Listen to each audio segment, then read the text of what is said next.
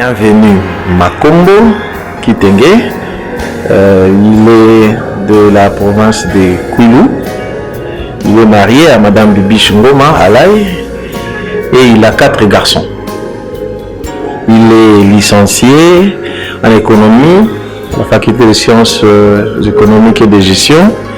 Il poursuit ses études en BA, toujours à l'université de Kinshasa.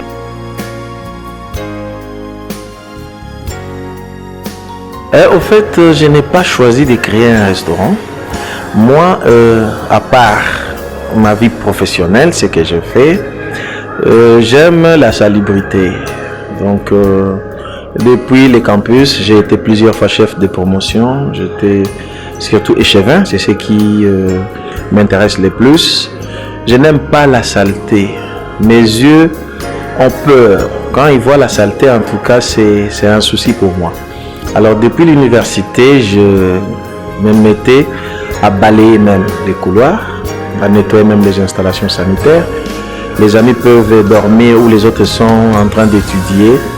Moi, généralement, c'était vers 3h, 4h du matin, je me levais, j'ai nettoyé les couloirs, j'ai lavé les toilettes et puis j'ai fermé.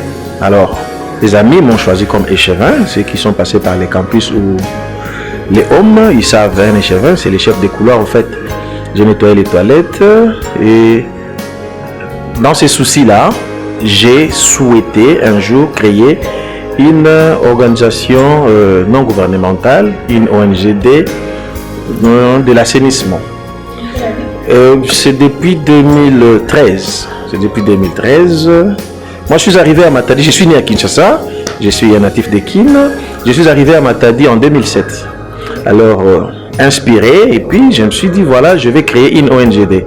C'est depuis 2013, le 16 août 2013.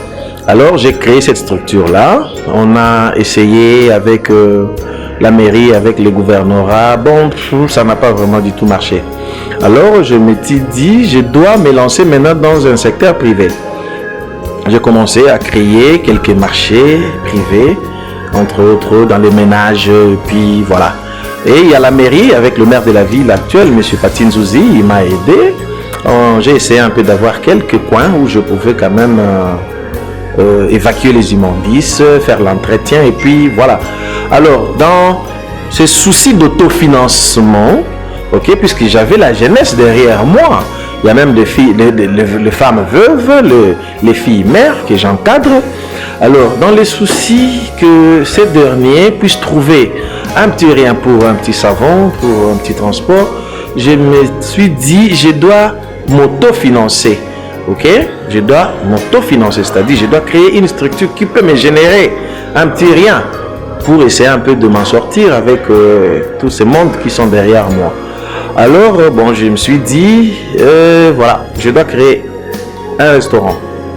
En face, donc en ville là, en face de la DGI, c'est là où j'ai installé un grand restaurant vraiment moderne. Et ça a un poids, ça pèse. Il y a beaucoup de gens qui nous félicitent, il y a beaucoup de gens qui nous disent après tel endroit où on prépare bien, c'est vraiment les restaurants chez Ben. Voilà, là on a essayé d'améliorer, de garder surtout la propreté. Je ne sais pas madame, vous êtes là, vous voyez à chaque moment on est en train de balayer des installations sanitaires. Parce que moi, je descends moi-même, même dans la cuisine, je vois ce qu'ils sont en train de faire puisque la gastronomie, il faut garantir la santé des autres. Moi, c'est ce que je leur ai toujours dit. Ce que vous faites là pour que les autres mangent, c'est ce que nous aussi nous devons manger. C'est ce que nos bébés doivent manger. Alors les clients là, c'est la priorité. Ce sont en fait nos bébés. Vous voyez, vous êtes maman à la maison, quand il y a la tétine qui tombe par terre, en tout cas vous ne nous allez plus donner ça au bébé. Voilà, donc ça, la santé des autres, c'est notre préoccupation.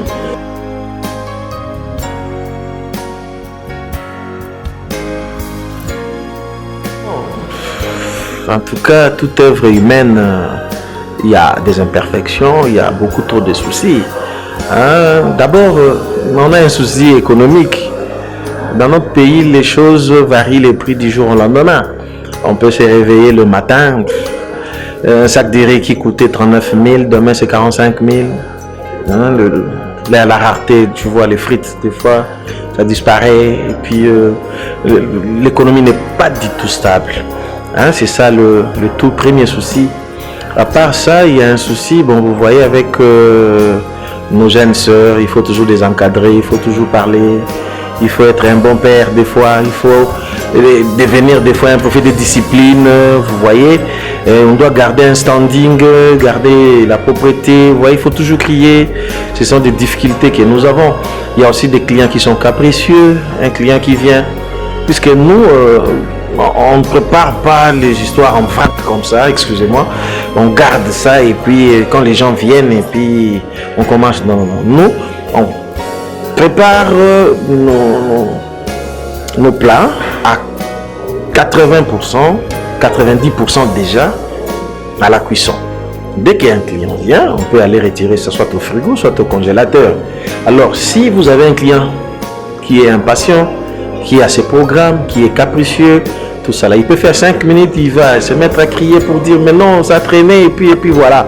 Ok, et on a aussi des coupures intempestives. Vous savez, chez nous, on n'avertit pas pour que les courants. Alors, vous voyez, il y a des soucis comme ça quand il y a coupure de courant, quand il y a un souci, et puis voilà, il faut aller allumer les groupes électrogènes, il faut mettre du carburant, il faut chercher un réchaud à gaz, c'est ça un peu de difficulté. Or, tout ça, si l'économie était stable, les prix devaient rester vraiment là, ok, et une année, 2 ans, 3 ans, on peut garder le même.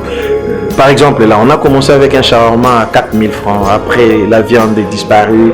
Ça revient, le prix, il y a hausse de prix, vous voyez. Donc, ce qui fait qu'on est obligé d'échanger encore.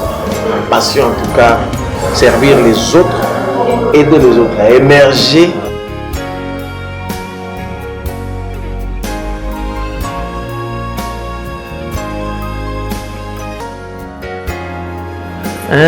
Bon, c'est difficile de choisir un seul.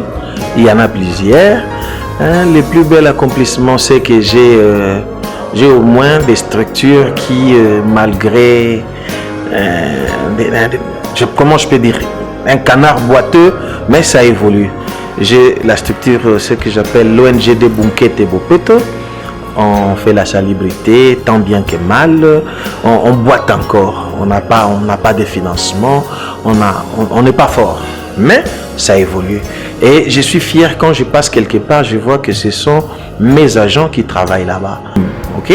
Donc, quand je vois aussi mon restaurant, par exemple, c'est propre. Il y a des gens qui viennent, qui disent, bon, votre patron est où?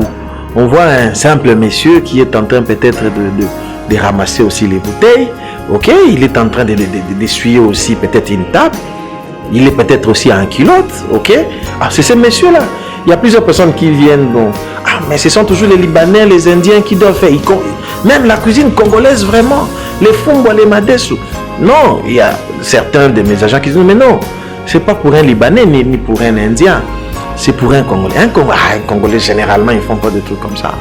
Ok, quand je regarde, on peut me faire venir, non? Ah, en tout cas, monsieur, félicitations. Puis moi, je vis en France, je vis aux États-Unis, mais en tout cas, les standings, et puis voilà, vous avez essayé un peu de prendre les images, vous avez vu, bon, ça fait quand même du bien. Ça fait, ok, l'entrepreneuriat, en tout cas, c'est l'idéal qui peut exister. Il y a un grand homme d'État qui a dit, si tu veux devenir riche dans la vie, il ne faut pas faire la politique. Il ne faut pas faire, je sais pas moi, un truc machin, mais c'est plus l'entrepreneuriat, il faut être un homme d'affaires. Alors, je dirais aux amis, aux collègues, aux jeunes entrepreneurs, il faut d'abord aimer ce qu'on fait. Ok? D'abord, quand tu aimes ce que tu fais, tu verras que tu seras en mesure toi-même d'aller même laver les vaisselles quand il y a quelque chose qui cloche. Ok, on peut avoir une forte délégation dans la salle, mais toi tu te fais patron. Dis, messieurs, allez, oui, c'est bien, ok, mais il faut des fois aussi descendre là où il y a le monsieur, le plongeur qui nettoie les assiettes pour voir si ça va ou ça ne va pas. Donc, il faut d'abord aimer ce que vous faites. Quand vous l'aimez, en tout cas, vous serez en mesure de très bien le faire. Et puis, il faut mettre de l'intelligence dans ce que vous faites là.